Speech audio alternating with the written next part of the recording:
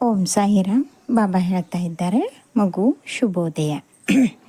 ಇಂದಿನಿಂದ ನಿನ್ನ ಜೀವನದ ದಿಕ್ಕೇ ಬದಲಾಗುತ್ತದೆ. ನೋಡುತ್ತಿದ್ದಂತೆ ಎಲ್ಲವೂ ಬದಲಾವಣೆ. ನೀನು ಮಾಡುವಂಥ ಹೆಜ್ಜೆ, ಇಡುವಂಥ ಹೆಜ್ಜೆ ಅಥವಾ ಮಾಡುವಂಥ ಕೆಲಸ ಎಲ್ಲವೂ ನನ್ನದೇ. ಚಿಂತೆ ಮಾಡಬೇಡ. ಹಿಡಿದಂಥ ಕೆಲಸ ಸಂಪೂರ್ಣವಾಗುತ್ತದೆ. ಅಷ್ಟೇ ಅಲ್ಲ ಕಂದ, ಈಗ ನಿನಗೆ 5-6 ವರ್ಷದ ಹಿಂದೆ ಯಾರು ನಿನ್ನನ್ನು ರೂಮಿನಲ್ಲಿ ಕೂಡಿ ಹಾಕಿ ನಿನಗೆ ಚಿತ್ರಹಿಂಸೆ ಕೊಟ್ಟರಲ್ಲ, ಅದೇ ಪರಿಸ್ಥಿತಿ ಇಂದು ಅವರಿಗೆ ಬಂದಾಗಿದೆ. ಯಾಕೆಂದರೆ ಇಲ್ಲಿವರೆಗೂ ಒಂದು ಕಾಲ, ಇದಾದ ಮೇಲೆ ಮತ್ತೊಂದು ಕಾಲ. ಇದಕ್ಕೆ ಕಾಲಚಕ್ರ ಎನ್ನುತ್ತಾರೆ. ಕಾಲಚಕ್ರ ಹೇಗೆ ಉರುಳುತ್ತದೋ ಹಾಗೆ ಉರುಳಲೇಬೇಕು. ಅದಕ್ಕೆ ನೀನು ಹೊಣೆ. ಯೋಚನೆ ಬಿಟ್ಟು ನೆಮ್ಮದಿಯಿಂದ ಇರು. ನಿನಗೀಗಾಗಲೇ ಗೊತ್ತಾಗಿದೆ, ಹಿಡಿದಂಥ ಕೆಲಸ ಎಲ್ಲವೂ ಆಗ್ತಾಯಿದೆ ಅಂದರೆ ದೈವದ ಆಶೀರ್ವಾದ ಇದೆ ಅಂತ ಅರ್ಥ. ಖಂಡಿತವಾಗ್ಲೂ ಇದೆ ಕಂದ. ಯೋಚನೆ ಮಾಡಬೇಡ. ಅತ್ಯಂತ ಶೀಘ್ರದಲ್ಲಿ ಎಲ್ಲವೂ ಸರಳವಾಗಿ, ಎಲ್ಲವೂ ನೆಮ್ಮದಿಯಿಂದ ಇರುವಂಥ ಸಮಯ ಬಂದಾಗಿದೆ. ಸಮಸ್ಯೆ ಎಷ್ಟು ದೊಡ್ಡದು ಅಂತ ನೀನು ತಿಳಿದುಕೊಂಡಿದ್ಯೋ, ಒಂದು ರಾತ್ರಿಯಲ್ಲಿ ಅಂಥ ದೊಡ್ಡ ಸಮಸ್ಯೆ ಸಂಪೂರ್ಣವಾಗಿದೆ ಅಂದರೆ ಅರ್ಥ ಏನು?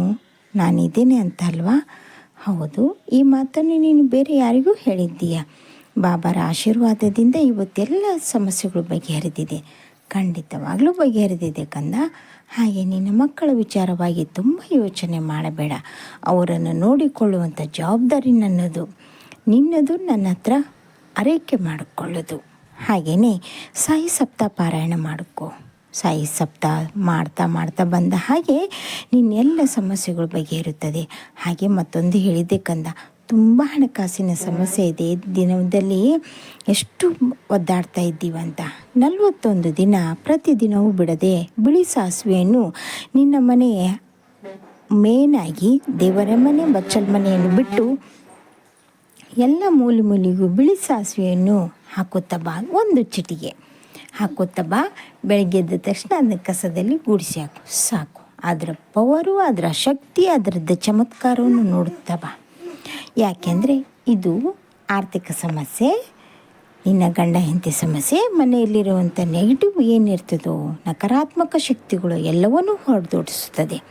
ಮಾಡುತ್ತಾ ಬಾಕಂದ ಈ ಪರಿಹಾರ ಮಾಡ್ತಾ ಬಂದ ಹಾಗೆ ನಿನಗೆ ಅನುಭವವಾಗುತ್ತದೆ.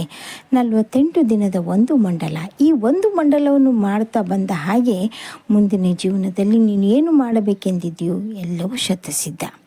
ಹಾಗೆ ಮತ್ತೊಂದು, ಆಂಜನೇಯ ಸ್ವಾಮಿಗೆ ಒಂದು ಬಾಳೆಹಣ್ಣಿನ ಗೊನೆಯನ್ನು ಅರ್ಪಿಸು. ಅದರ ಶಕ್ತಿ ಸಾಮರ್ಥ್ಯವನ್ನು ನೋಡು. ಈಗಾಗಲೇ ಗೊತ್ತಾಗಿದೆ, ಆಂಜನೇಯ ಸ್ವಾಮಿನ ಅಪನಂಬಿಕೆ ಮಾಡಿದ ಕಾರಣಕ್ಕಾಗಿ ರೋಡಿನಲ್ಲಿ ಚಿಕ್ಕದೊಂದು ಪೆಟ್ಟಾಗಿದೆ ಅಂತ.